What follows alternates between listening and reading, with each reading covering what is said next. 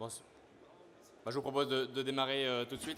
Donc, Madame la déléguée interministérielle à l'aide aux victimes, Monsieur le directeur général de la sécurité civile et de la gestion des crises, Monsieur le directeur général de la santé, Mesdames et Messieurs les préfets et présidents ici représentés, Monsieur le député qui vient de nous quitter, cher Michel Merly, notre présidente d'honneur, chers fournisseurs de matériel et de services, chers professionnels du secours, des soins d'urgence et de la prévention.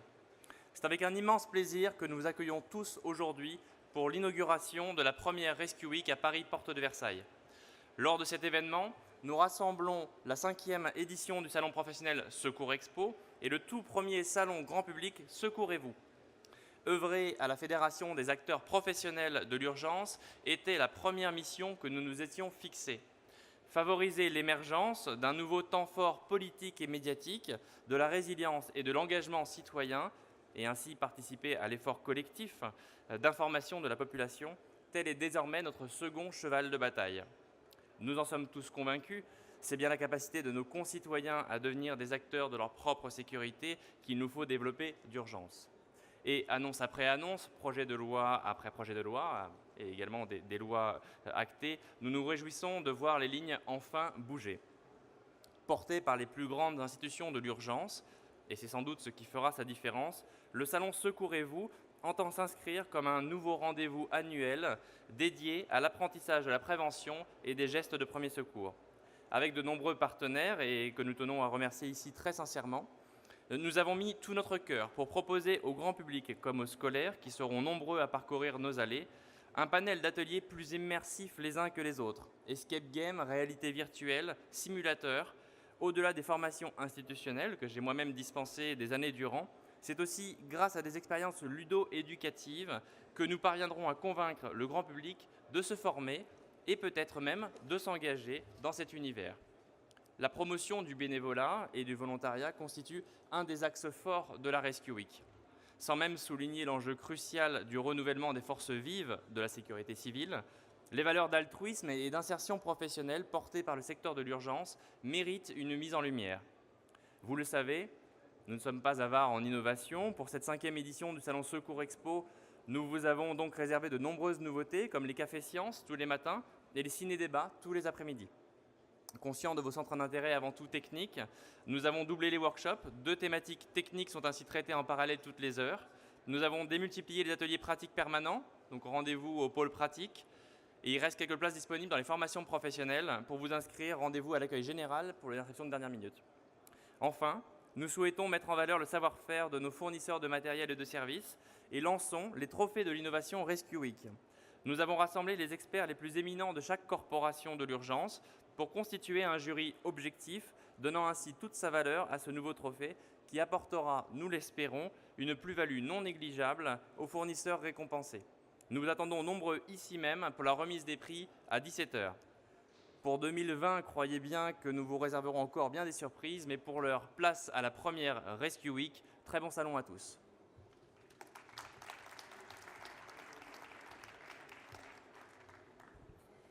Moi, je n'ai qu'un mot à vous dire, merci. Merci d'être là. Merci de faire vivre ce qui est cette grande œuvre collective de la protection civile. Nous avons beaucoup travaillé et beaucoup embêté Nicolas avec mon ami Henri Julien, le médecin général Henri Julien. Nous avons depuis plusieurs années dit à Nicolas, il faut que cette rencontre associe aussi bien les grands professionnels qui apportent beaucoup de technologies nouvelles et qui apportent beaucoup dans la fabrication des moyens d'agir, mais il faut aussi rassembler le grand public parce que la sécurité civile, elle s'adresse essentiellement à nous tous. Dans une vie, nous avons toujours besoin de la sécurité civile, nous avons toujours besoin de cette action collective qui s'exprime à travers vous tous. C'est la raison pour laquelle, pour vous tous ceux qui sont les professionnels, qui œuvrent dans le domaine professionnel de la sécurité civile, pour toutes les associations qui interviennent dans le domaine du bénévolat, du secourisme, Le secourisme, chez nous, est quelque chose de très important. C'est 70 000 personnes qui interviennent. Les professionnels, c'est les professionnels de la sécurité publique, les professionnels de la sécurité civile, que sont les pompiers, civils, militaires, engagés, volontaires ou professionnels. C'est les associations. Et aujourd'hui, ce sont les citoyens auxquels on s'adresse. Alors, merci à vous tous, parce que ceci, c'est l'expression même de la démocratie. Parce que la démocratie, elle est fondée sur l'empathie et sur la coopération. Et si l'homme est une espèce qui, parmi les animaux, a réussi, a prospéré, c'est parce que l'homme était capable d'empathie et de coopération. Et Darwin l'a montré, c'est plus par la coopération que par la violence ou par l'affrontement que les hommes ont avancé. Je souhaite vivement que cette coopération que vous représentez aujourd'hui, cette empathie que représente l'action de sécurité civile et de protection civile dans son ensemble, puisse s'exprimer dans un salon qui est vraiment un fondement de notre démocratie. Merci.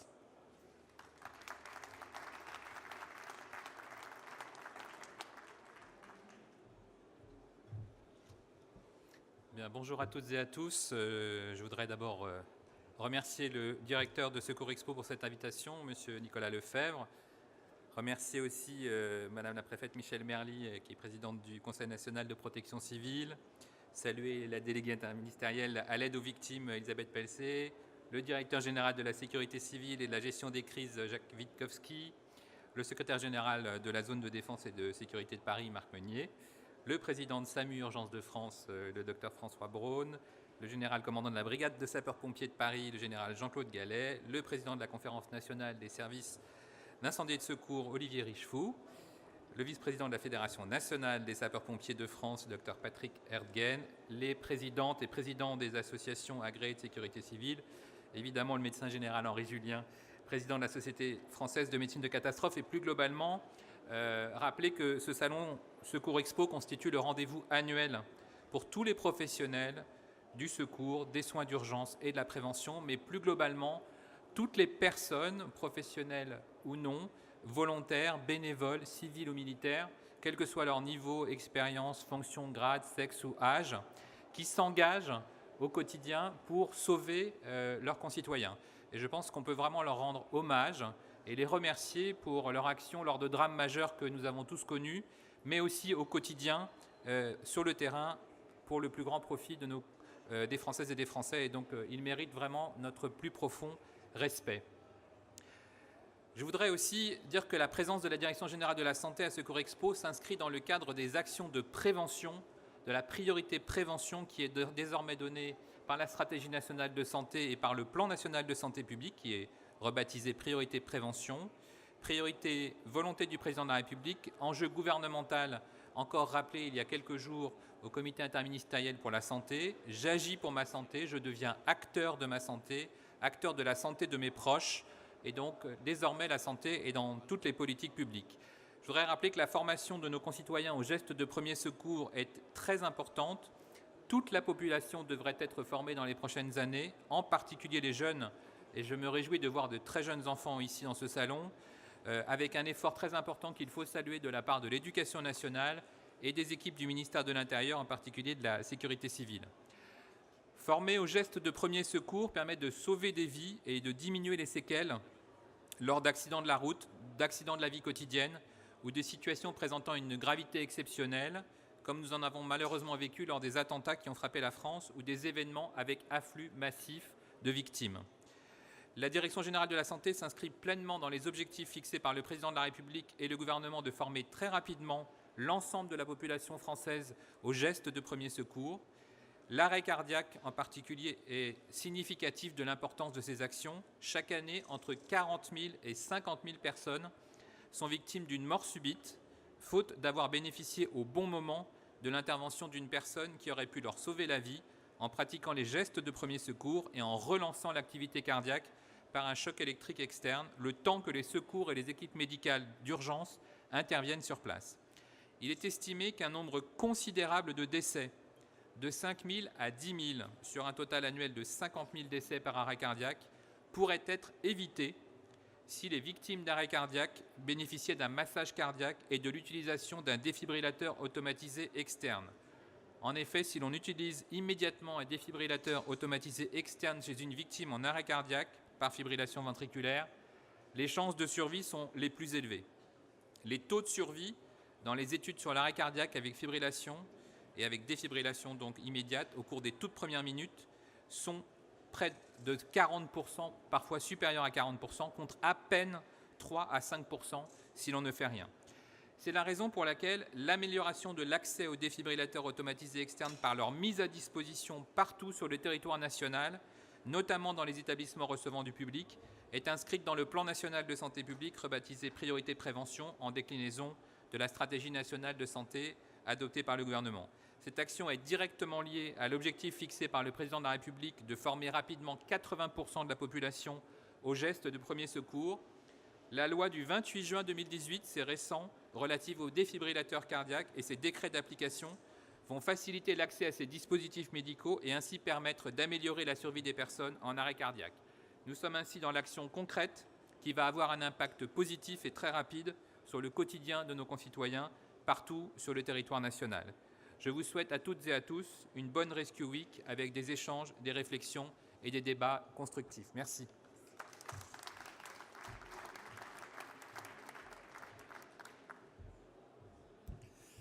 Bien, je vais essayer de ne pas monopoliser la parole trop longtemps. Madame la déléguée interministérielle, chère Elisabeth, cher Michel, monsieur Lefebvre, cher Jérôme, saluer tous les visages connus. Je salue mon collègue préfet délégué, le général Julien, monsieur le président Richefou, président Braun.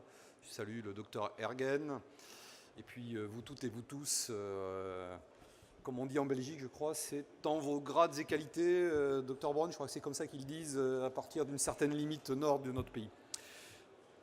Juste insister sur 3 points. D'abord, vous remercier, monsieur Lefebvre, pour l'organisation à nouveau de cette Rescue Week et de ces expositions, parce que c'est toujours un vrai challenge de pouvoir rassembler autant de monde, autant de prestations au même endroit et puis les rendre un peu attrayantes. Et nous disions avec Elisabeth Pelzé à l'instant qu'on trouvait que cette année, par rapport à l'année dernière, alors ce n'est que visuel, ce n'est qu'une impression tout à fait personnelle, mais je le trouve beaucoup plus attrayant, beaucoup plus ouvert, beaucoup plus lumineux, et donc voilà, ça donne vraiment plus envie. Voilà, donc je le dis, ce n'est pas, c'est sans intérêt et sans enjeu, mais voilà, je trouve que vous avez un positionnement cette année qui est plus intéressant que ceux que j'avais pu voir l'année dernière et l'année d'avant. Une année s'est écoulée, il s'est quand même passé pas mal de choses. Comme le disait à l'instant le professeur Salomon, nous avons répondu à la commande du président de la République et je remercie mes équipes et notamment Catherine Bachelier qui a beaucoup mouillé son chemisier, non pas sa chemise, dans cette affaire, puisque au mois d'octobre dernier, nous avons enfin sorti cette circulaire qui permettra de former 80% des Français à ces gestes qu'on peut appeler de premier secours, de secourisme, d'intervention primaire, peu importe. Nous avions beaucoup de retard, on va le combler. Et je remercie également beaucoup le ministère de la Santé, de l'Éducation nationale, premier, qui va arriver en 2021 à former 100% de ces jeunes à ces gestes qui sauvent. Et nous allons leur intégrer, comme nous l'avions dit, dans le service national universel, qui va être testé au mois de juin dans 12 départements et dans lesquels nous aurons une formation de 7 heures, donc c'est-à-dire l'équivalent au PSC1, qui sera obligatoire en mise et qui permettra de couvrir tout le champ. Ensuite, il faudra que tout le monde puisse suivre. La santé, le ministère de la Santé a son plan particulier, à tout seigneur, tout honneur, vous le déployez.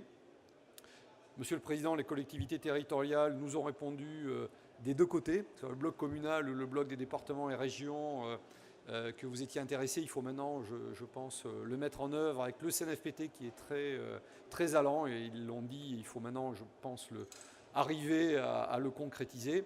Et puis il reste le monde du travail, nous en parlions tout à l'heure en aparté avec le professeur Salomon. Je pense qu'ils vont démarrer, on voit le MEDEF, ils sont intéressés. Ils ont d'ailleurs, eux, un enjeu professionnel pour le faire.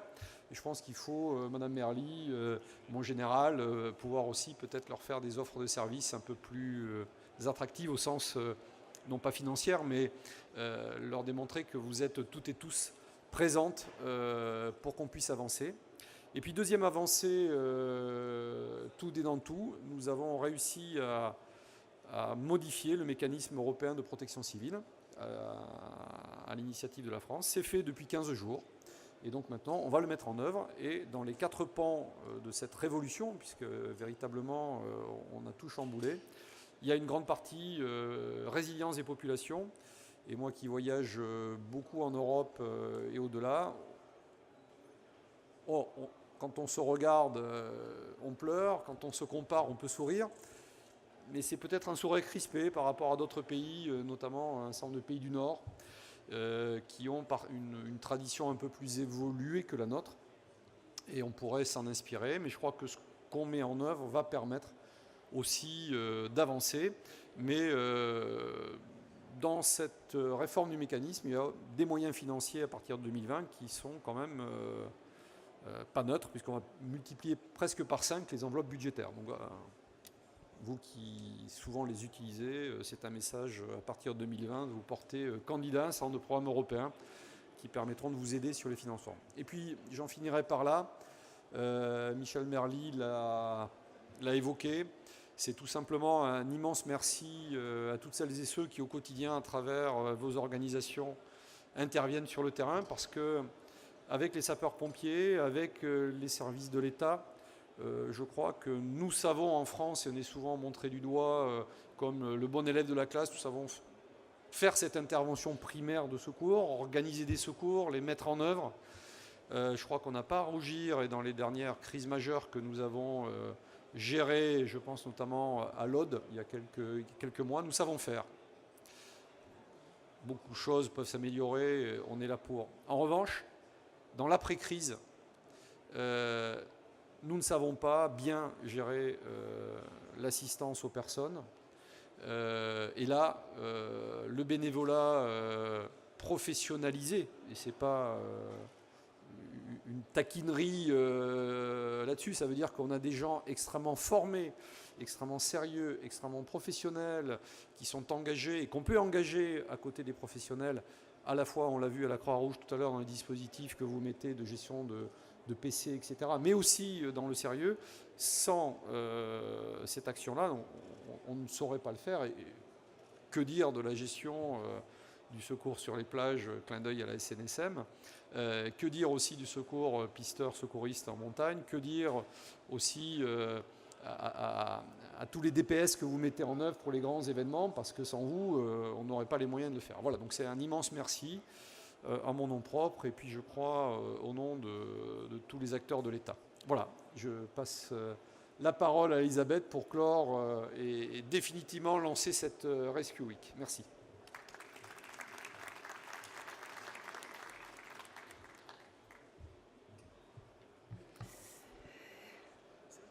Madame la préfète, monsieur le directeur général, cher Jacques, et messieurs et mesdames, en vos qualités et grades. Je fais comme Jacques Witowski, je crois que comme ça je n'oublierai personne. Je m'associe tout à fait à ce qu'a dit Jacques Witowski sur la perception que j'ai eue moi aussi du salon. De manière instinctive, tous ces jeunes qui déjà ce matin étaient présents, c'est vraiment l'aspect ludique qui a été aussi privilégié dans les ateliers qui sont proposés et dans les stands. Et puis en même temps, l'aspect numérique très très développé avec des applications qui m'ont particulièrement intéressée quand j'ai pu visiter les différents stands. L'année dernière, j'étais présente et en un an, beaucoup de choses se sont passées, beaucoup d'événements dramatiques auxquels la délégation interministérielle à l'aide aux victimes, avec tous les services de secours, ont été confrontés. Des attentats, on pense à Trèbes-Carcassonne, mais on pense notamment aussi à celui de Strasbourg. Des inondations dans l'Aude, nous étions, Jacques Witowski et moi-même, présents sur les lieux. Les effondrements des immeubles à Marseille. Les incendies à Courchevel, l'incendie aussi de la rue d'Erlanger, l'explosion de la rue de Trévise.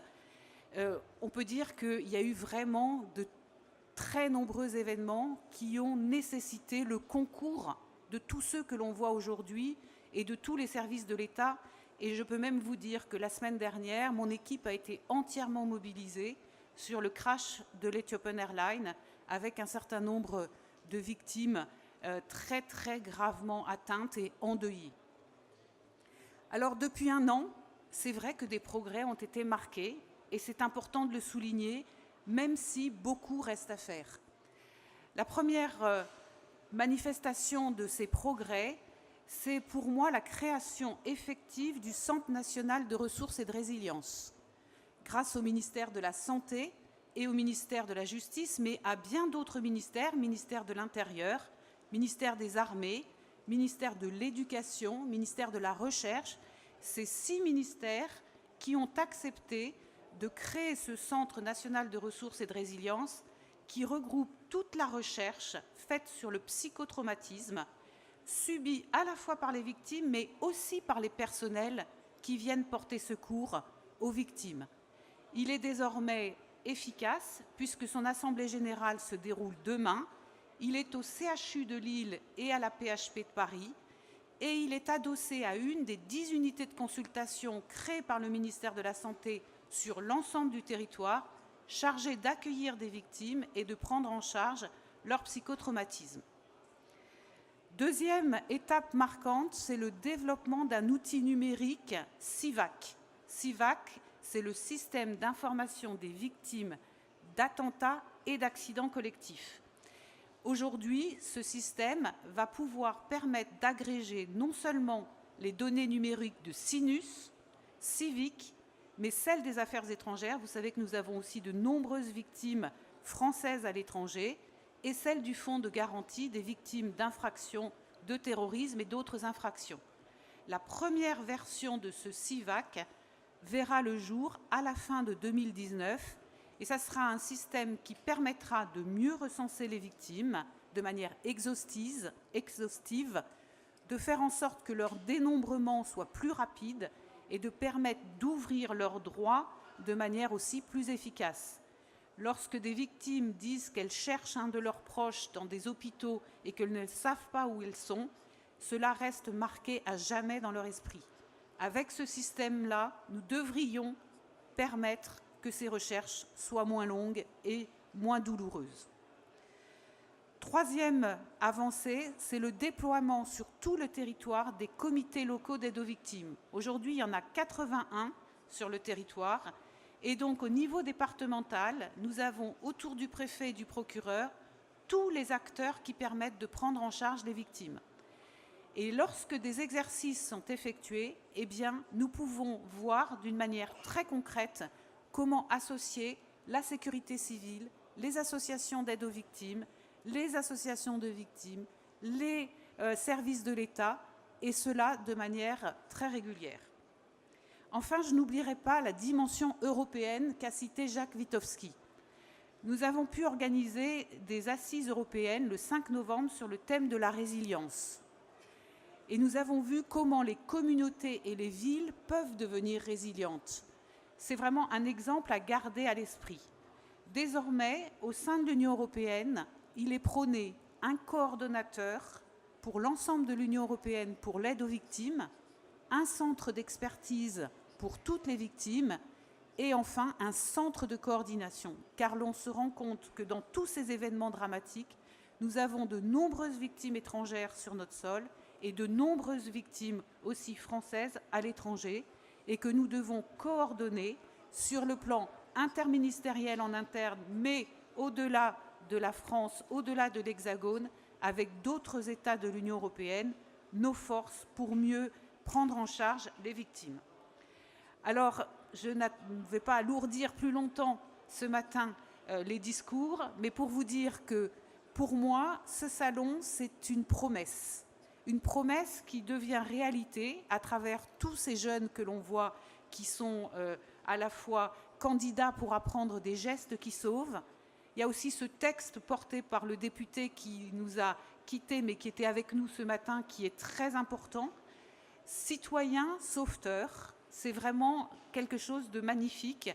Et on ne peut devenir citoyen sauveteur que parce que d'autres, comme vous, se sont engagés et que parce que tous les jours, ils peuvent dispenser leur savoir, mais aussi leur humanité, et je crois que c'est essentiel, Alors je souhaite à tous une très bonne semaine Rescue Week et j'espère que l'année prochaine, au-delà encore de tout ce que l'on a vu aujourd'hui, il y aura d'autres innovations qui nous permettront d'envisager l'avenir avec beaucoup de sérénité.